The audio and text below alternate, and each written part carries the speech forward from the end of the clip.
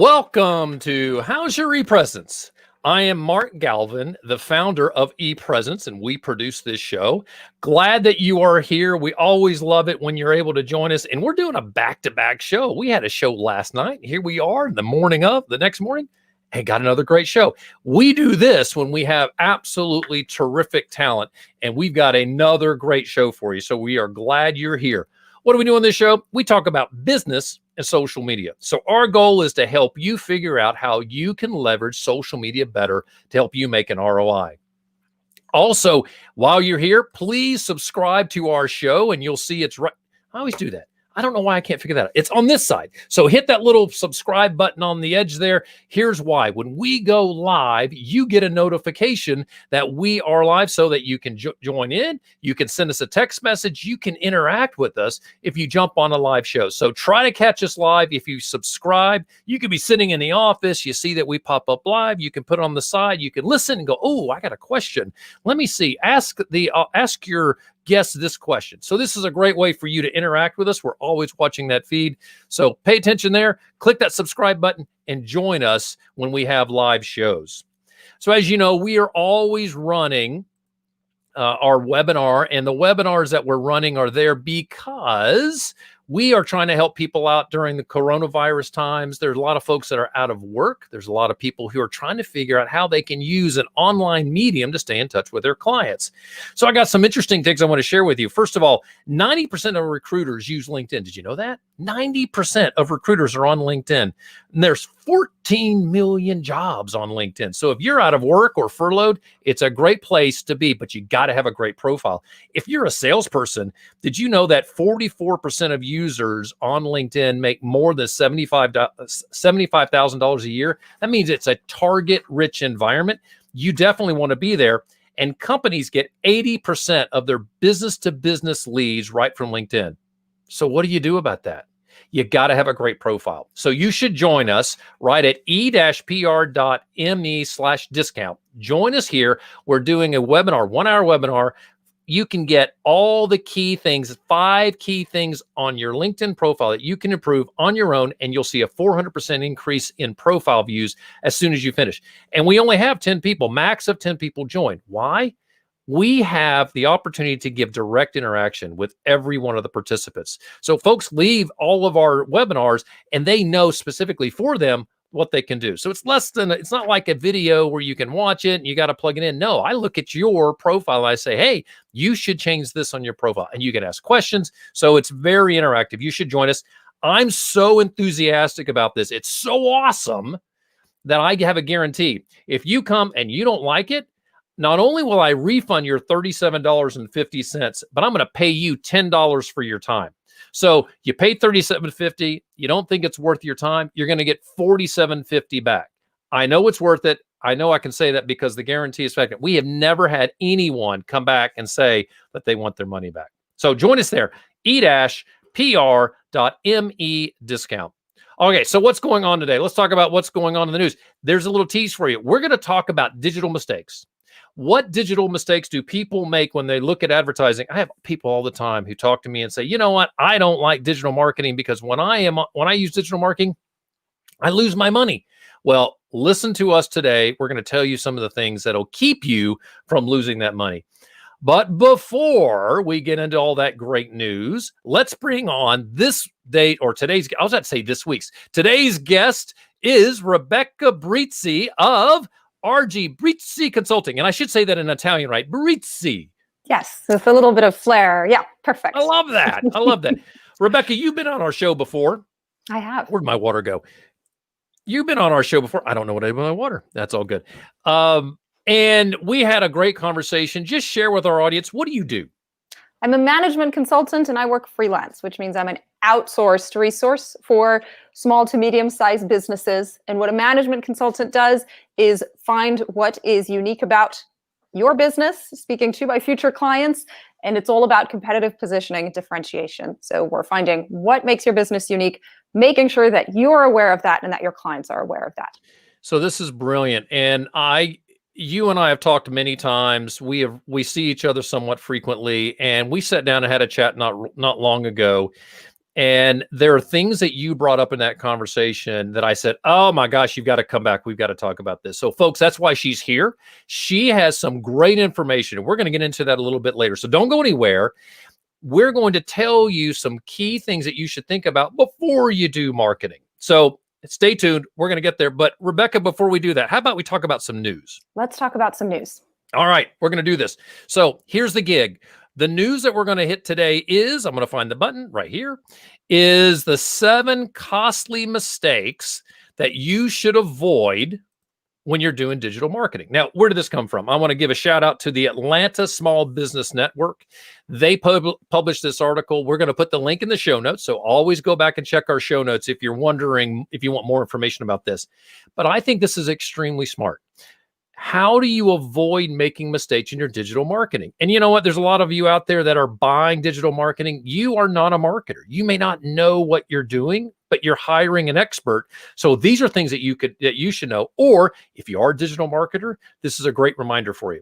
So the first one is not knowing your audience. Now, Rebecca, you and I have talked about this. Yeah. You got to know your audience, don't you? Yes, you do. And this is a nice part actually where you and I work well together. There's a lot to knowing your audience. So yeah.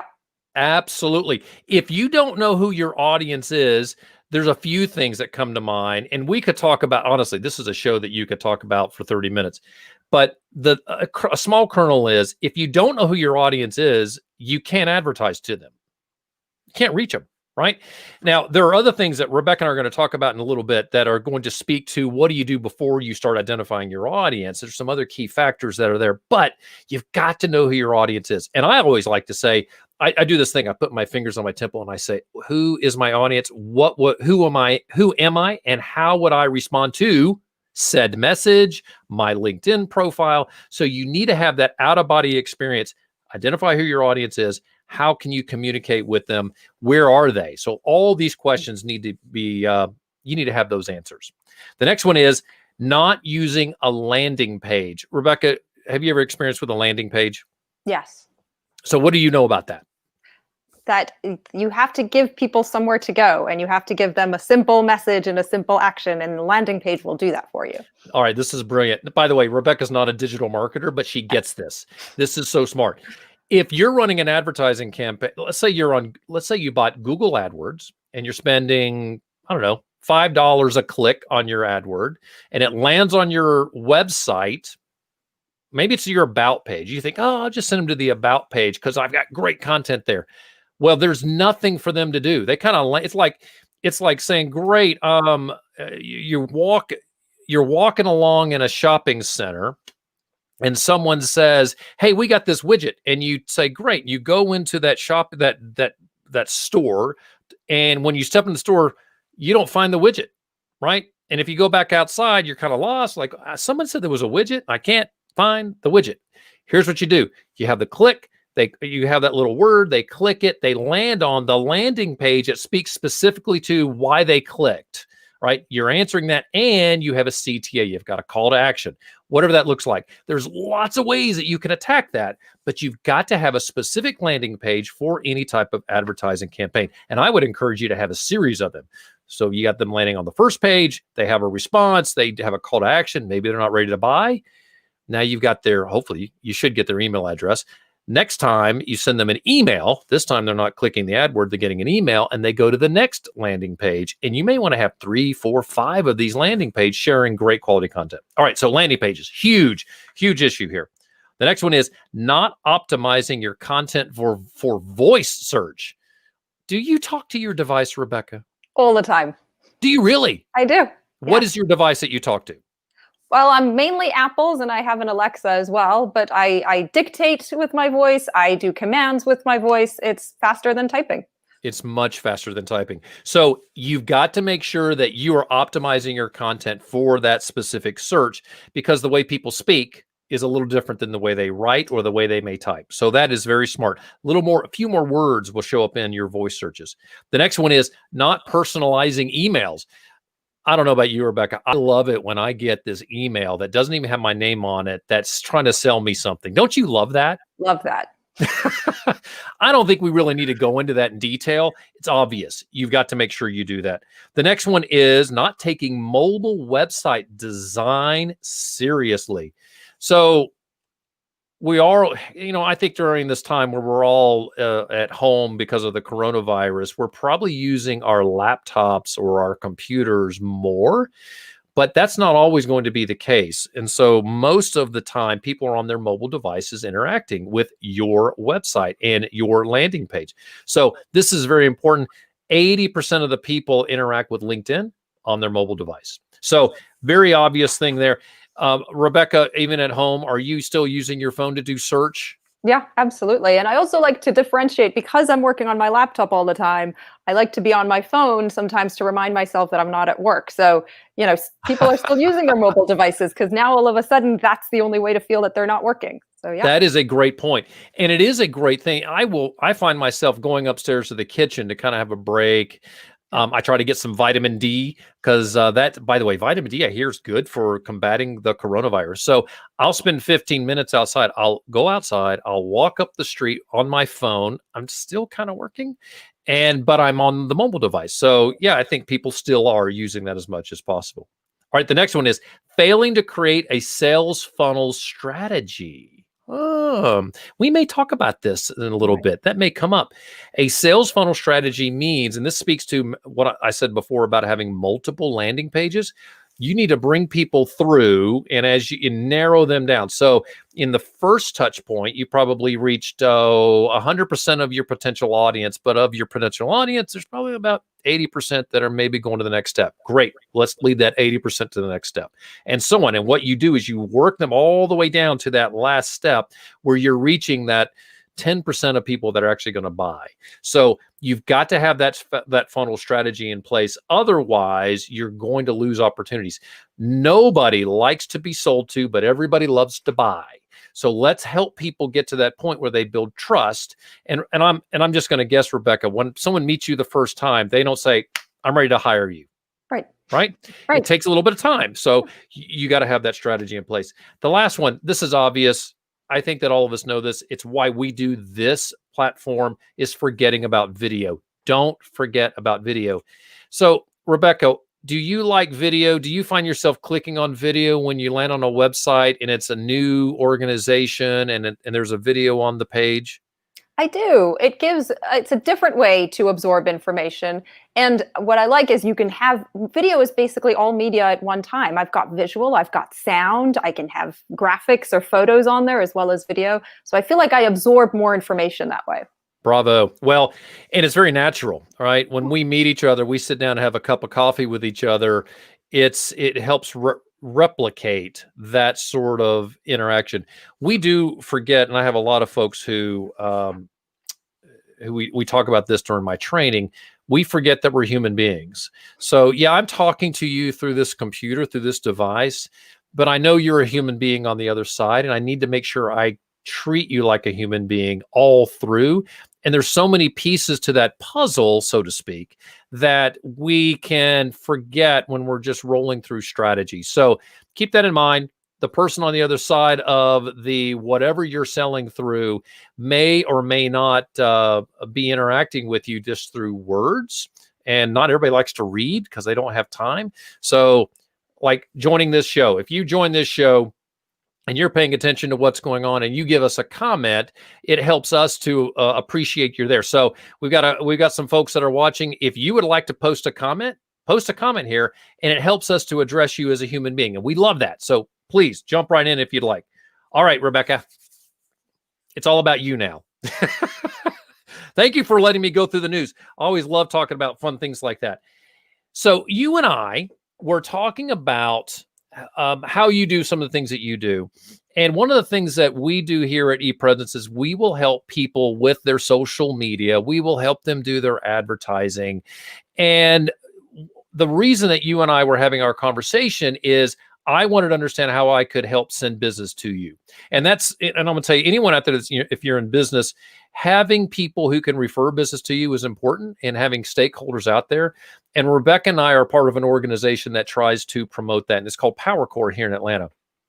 All that said is that Rebecca shared that She is interested in helping organizations identify upstream the challenges that they may be having before they start looking at marketing. Talk about that, Rebecca, and help our audience understand why that's important and how that fits into marketing. The decisions that a business makes about marketing are not in isolation. It's not just about marketing. Every other part of the business is happening at the same time, whether that's human resources, whether it's finance, whether it's product development. So even if one thinks of these things as different functions, they're not working towards the same goal, then the business is not actually functioning. The idea of going upstream is making sure that that coherence is there across all these different parts of the business. And it really comes down to decision making. The number one reason for loss of value in business is bad decisions. And that seems abstract. We're making so many decisions all the time. What does it mean to make bad decisions?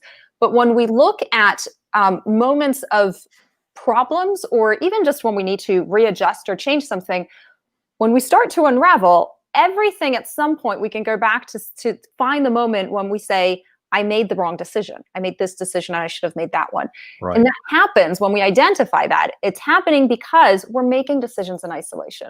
We talk all the time about working in your business versus on your business. It's a constant struggle, especially Sure. in small and medium-sized business space. And that's why it happens. It's not because we're bad at making decisions, but because separating ourselves from the day-to-day to look at how that affects everything that comes before, after, and is happening around that. It's hard. It's almost impossible for one person to have two mindsets at the same time. This is really interesting because one of the things, and there's a quote even on the script here, which leads to another question, which maybe we'll get to later. Thomas Edison failed a lot. He talked about being, all the number of times of its fails. In fact, I may have this wrong, but there's a quote from Thomas Edison that said, if you'd like to double your success, quadruple your failures. So how do you address that when someone says, I need to fail because I need to make mistakes? And I'm wondering, do you say, I'm going to come in and keep you from making mistakes? Or how do you address the failure piece of success? Yeah, no, I love that question, actually. The way you put that, if somebody says, but always being told that I need to fail, that's part of the path to success. My answer to that is, don't worry, you will. That's just going to happen. I will, you will. You don't have to go out and look for failure for it to happen. It just trust in the system that it will occur. And that's part of the problem I have with that mentality. I mean, I agree with the mentality, but when we stress too much the failure part, we sometimes forget that failure isn't the goal. It's just something that happens to us. And the point is that that's fine. What I would say in that case is I'd like to readdress the way we think of failure. It's not that we go through life and all of a sudden we have this big failure and that's it, everything is over. And I think if you think about success, it works in the same way. When we're growing up, we're always taught that we're sort of on this path, that all these things are going to happen in our life, and at some point we will have just made it. But that's not reality. We have good moments of success, but the next day we still have to get up and keep working. It's not that things just end and then we're in this success mode for eternity. It's kind of like, you get the goal, you're in the Olympics, you win the gold medal, but it's not the end, right? So right. You're in a new race success tomorrow. is not the end of the race, right? Yeah, absolutely. Good. Exactly. And in business, even more so, right? It's not, you can't just say, well, I won the gold medal, so I've decided to retire now. You're, as I say, tomorrow you're waking up, you're back at the office, back at your desk. Let's reframe how we think about failure and success, not as something to be chased or avoided, but simply, these are things that are going to happen. These are consequences of our actions. So it's not about what is success, let me do that. It's about all the things that you do that lead to success. Recognize that in every project and in everything you're working on, there will be some things that go right and some things that go wrong. So failure and success, if we just think about those as starting with a lowercase instead of these big words, they're just little things that are happening all the time. And that's fine. It's much more important to recognize when they're happening than to say it has to happen or not. Be able to examine the work that you're doing and adjust it along the way. That's continuous improvement, by the way, which should be happening all the time. It's not in response to failure or success. It should just be a constant. I think this is fascinating, and I love conversations like this because I've worked I think all of us have been there. We work with someone and we say, oh my gosh, I could do this job better than him. I actually thought about that in the hotel business when I was a front office agent and I saw my boss who was 2 levels up. So my boss's boss. And I thought, oh my God, I could do that job. That person had a really difficult job. I just never really understood that. But we do see, there are times that we see decisions made in a vacuum. And we see leaders who hire someone who are considered yes people, right? Mm. We know they hire people that'll just agree with them. And that's not good. And in a way, you sound like you're that person that can come in and you tell people and more importantly, you understand that there are ways that sounding boards can be good. And I know I'm probably way oversimplifying what you do. And I want our audience to understand this, that there's value to go back upstream when you're looking at strategy and where you're heading to try to identify, because you do want to try to identify the mistakes. What are the pitfalls that are coming ahead? You help people identify those pitfalls. Okay, that path is not good. If you're looking at HR, that needs to be identified. You need to understand that. And the messaging needs to make sense before you fall into marketing. Now, I just threw a lot at you. And I guess the question ultimately what I'm trying to ask is, how do you identify for people, okay, here's the mistakes that you want to avoid. And then how does that feed into the marketing downstream? Does that make sense?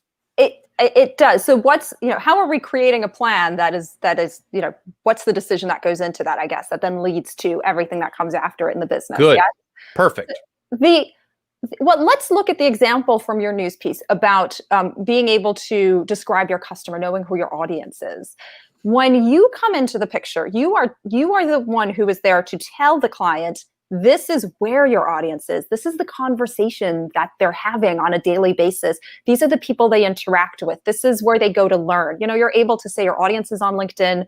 This is how often they use LinkedIn, or this is the type of content they want from LinkedIn, and so on and so forth, right? All that social media side of thing. Right. So before that, in order for your client to be able to say, this is my audience, and then you give them that full description of where they are, what they want, how they consume content, how they learn, that business, that client has to be able to say, why is that audience my audience? How do I know that audience is my audience? How do I know that I, as a service provider, am going to work well with that audience? How do I know that the thing that I have to sell is something that audience actually wants?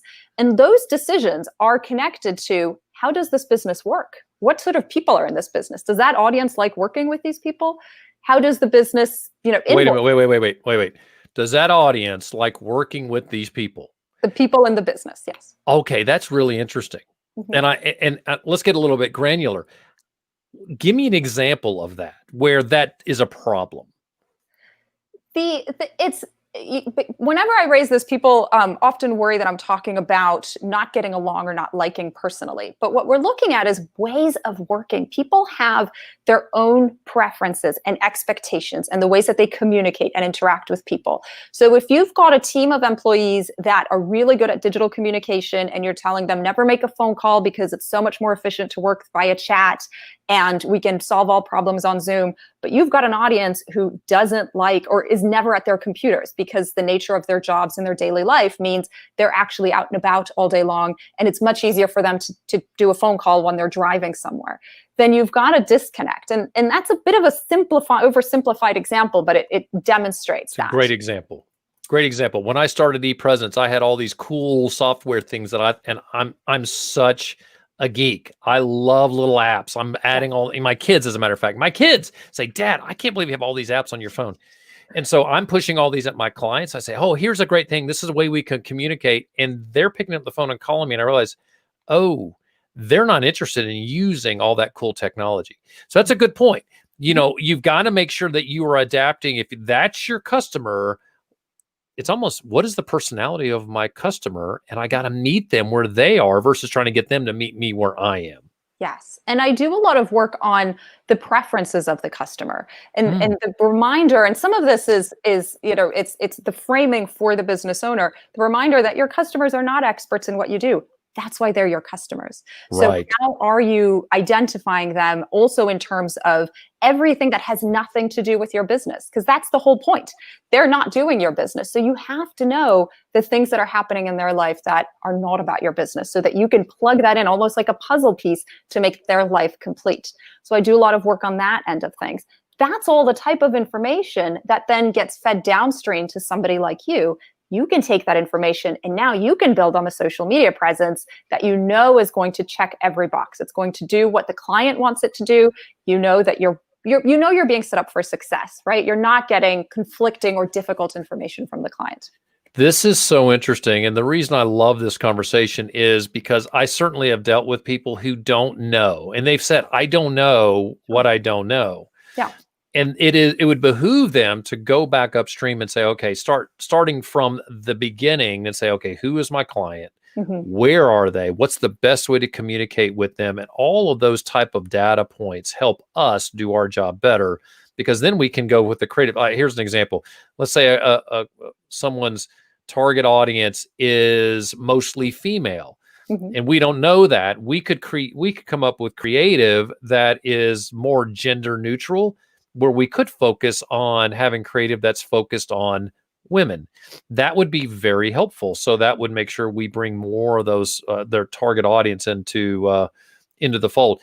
I think that's absolutely fascinating. It is something that it is so easy as a business owner to worry about the operations and forget to drill into this. Where are we headed? And you've got to step back and understand that. You've got to say, okay, I need to head where my clients are going to want to buy, not create a system that I think is just a great system and ignore that. So it's very interesting. All right, I want to get to another question.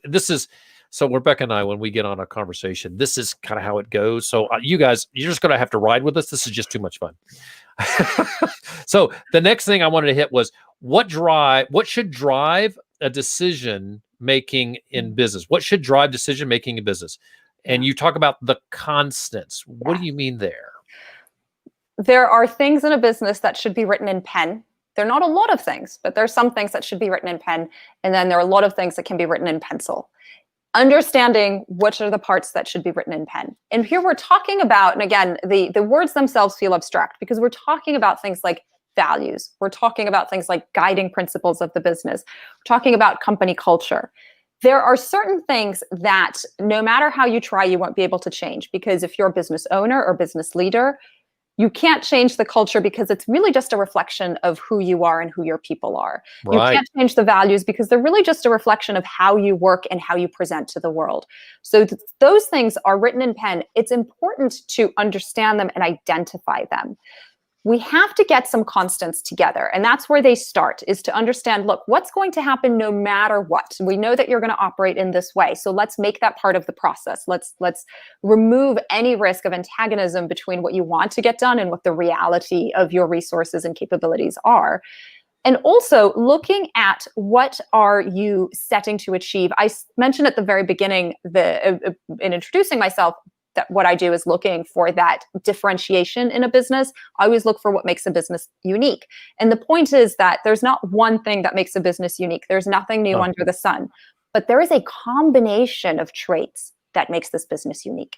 And it is how you operate, what you sell and how you sell it, who your audience is, who you hire. When you take all these different parts of the business and put them together, now we have a unique, truly unique value proposition. And that's something that we create as the underlying. What's going to happen from that is it's going to determine your audience that we've already talked about and how you serve them. It's also going to determine who you hire, because it's people that have to be able to work to that promise. You're making a promise to your audience. So you need to be hiring people who will keep that promise and fulfill it internally as well. So these are the types of things that are written in pen and from which you're going to make decisions as a business owner about marketing, but also about all other parts of the business. So do owners in general naturally hire people that fit, or do they have to identify these constants, have them written out, have that plan in place so that when someone comes in to interview, they say, this is the person that fits our mission? they have to have them written out. It's so difficult, again, to separate yourself from the moment of the interview and also the need. Sometimes hiring is a high pressure thing. You need somebody quickly. So having them written out means you're going back to the decision, to the plan. You're saying, no, we need these traits. How do we identify these traits? Well, the typical one is I always see people saying they want to hire somebody who's entrepreneurial. But describe that. What does that mean? Yeah, what does that mean? Sure. Right. So we need to be able to look at specific traits so that you're interviewing somebody and you can say entrepreneurial means these three things and this person exhibits those three traits. And the other side of that is we tend to hire people that we like, and we tend to like people who are similar to us. Right. And that's not necessarily going to serve you well, because you want to have diversity in your business. And by diversity, you want to have diversity of opinion, experience, skill, preference. That's what's going to make your business keep it innovative, frankly. Explain why that helps. You mentioned before this want, or this trend to hire yes men, and we do that. And people, when we're interviewing them, they want to please us, right? I get that. The interview is hard on both sides, right? So the diversity means making sure that you're not just hiring yes men. Really, what this is saying this is the role. Right? My business needs to fill this role. Somebody needs to be doing these things. And first of all, knowing why. Why do I need somebody to do these things? How is this going to make the business better? It's not just about getting things done, right? It's always about what is this contributing to the business? In order to do this well, the person needs to be able to do these things or have these traits or competencies. We then need to be able to hire somebody, put them in that role, and trust them to do their job. Now, it doesn't mean that you're not giving guidance as the business owner, that you're not correcting them when they're wrong. But right. You also have to go back and, one thing I find myself doing when there is a bit of conflict is going back and saying, well, why did you hire this person? Let's go back there. Let's not think about everything that's not working. Let's think about what were the hopes you had for this person. And 4 times out of 5, by doing that exercise, we can readjust and say, okay, right, it was because of something particular that they brought to the role. And maybe there are some things that I just have to let go of and learn to delegate and understand that that person does things differently, but ultimately better than I do. Interesting. Do people with diversity of thought help create better decision making in general? So can they help direct the way the company is going based on their own ideas, as long as you accept them? And I will tell you that the struggle is if you have a diverse group of people around a table, there could be friction just because they're different. Yeah. But how do you get those diverse opinions working so that it can support, and how does that work? I work generally with business owners, but this is what I do with business owners. Occasionally, I'm put in front of a larger team to facilitate brainstorming sessions like this. And Good. I do the same thing I do with business owners. They don't always realize it, but this is what I'm doing with them, which is nobody's allowed to We won't tell anybody, for this record. Right. Okay, yeah, all right. Nobody's allowed to disagree with anybody. You're only allowed to ask questions. So all I do with my clients is ask questions. They're talking about something, and I'll say things like, well, why do you think that's true? What would happen if you did that? What would happen if you didn't do that? Right? We're working through the scenarios. Okay. In a group environment where we want to get that diversity of opinion, nobody's allowed to say that's a stupid idea, right? But in any form, you're not allowed to say that won't work, or we tried that and it doesn't work. You're only allowed to ask the question. So that means the person who disagrees has to reframe that in their mind. It takes a couple of minutes maybe, and says, well, I know we tried that and it didn't work because, let's say our audience didn't like it. They didn't respond to that. So frame that as a question. How do we know that our audience will respond to that? What makes you think that our audience would respond to that? And you're having a conversation, you're not having disagreement. So being very particular about, you're allowed to disagree with people, but only in the form of a question. I think that this is extremely interesting and hard for business owners to accept because, well, I mean, I think I know everything about my organization. I know what I'm doing, and I know where I'm headed, and I know how to make money. I mean, I truly think that. So if I sit down with a group of people who see things differently than me, it is hard for me to want to hear that feedback. I mean, I'll be honest, I just don't want to hear it, but I do find that can be helpful. I can give you a very specific example of something. As a matter of fact, I had we just celebrated our 5-year anniversary, and I created really a marketing piece to talk about that. And I sent it to the number one person who will give me feedback, whether I like it or not, my wife. And she came back at me with some real smart feedback about about that piece. And it hurt. It it really hurt, but I needed it. So I think that's where, as business owners, the diversity of thought is something we need to accept. And I love that. Don't ask, don't say no. Don't say that doesn't work. Asking a question is a smart thing. All right, we are at 35 minutes, so we're gonna need to wrap up here. I hate that. I really do hate that, because I have so many more questions that I'd love to ask you. But we do have to wrap up here. And the thing that I want you to make sure, I want you to share with everybody is, I love bringing on Rebecca because she has so much great content, so much great information that she can help all of you with. But I'd love for you to reach out to Rebecca and even get more feedback from her directly. How can people find you wherever it is you want people to go? What's the best place for people to find you, or where? My website is the starting point. So rgbrizi.com on your screen. And that in particular, what you'll find there is my blog. So if you're interested in how I work and my thoughts on different subjects, that's the place to go. Should that content be of relevance to you, if you think on an ongoing basis, then you can, at the bottom of that page or of any blog post, you can subscribe. And I send each new blog post out every Tuesday. That's a really great way to follow me and understand the type of material I work on. So I am on your email blast. I get your email blast once a week. And there's a few reasons why all of you should do this. Number one is, she is a great marketer. So she understands downstream where she's going.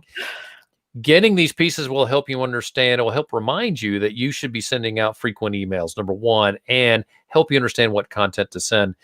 Also, the content's great. And so there's information that she's sharing that you can plug in and help yourself in many ways, and solve some of those things that we all run into. Well, Rebecca, thank you so much for being with us today.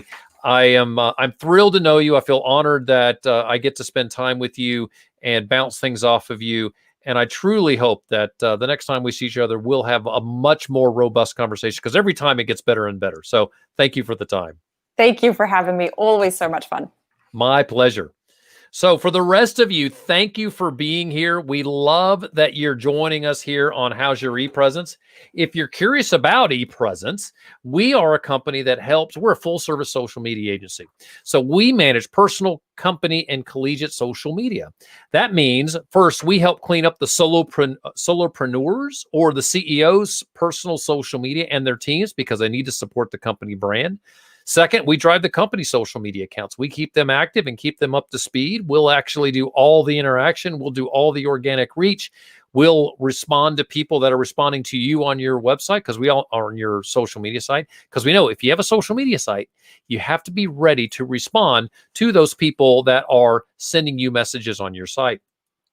Finally, we help every college student reach a higher level of efficiency on LinkedIn, because they're transitioning from what is their comfortable place for social media, i.e. Snapchat and Instagram and TikTok, before TikTok is deemed illegal in the US. But all that said, please join us. We are offering everybody that comes from How's Your ePresence a discount of 5% on all our services. How do you get that discount? Go to ePresence.me/How's Your ePresence. So ePresence.me/How's Your ePresence, and that's how you can take advantage of that, or give us a call. You can reach us, go to our website. You can find the phone number, ePresence.me. That's ePresence.me, because it's all about you. Fantastic. So again, glad you are here with us today. This is a show that we're doing. We're dropping a show every week on our podcast channels. We're doing more and more live shows, because as we meet people, we work into their schedule. If you think that you have content for our show, you could reach right out to me. I'd be happy to talk to you. We'd love, love, love for you guys to all subscribe to this channel. So please, please subscribe to our YouTube channel, so you know when we go live, and you can respond to the show and have throw a quick question or two onto our channel. Let's see, looking through my notes. Where are we? I think that's it. Catch us on any podcast channel, any podcast app that you have. We'll be dropping this show in about a week. And this show is produced by ePresence, and our producer and director of animation and general handyman is Eric Welch, who's also our director of social media. So we appreciate all his work. So until next time, I am, for my guest, Rebecca Brizi, I am Mark Galvin, and this has been How's Your ePresence?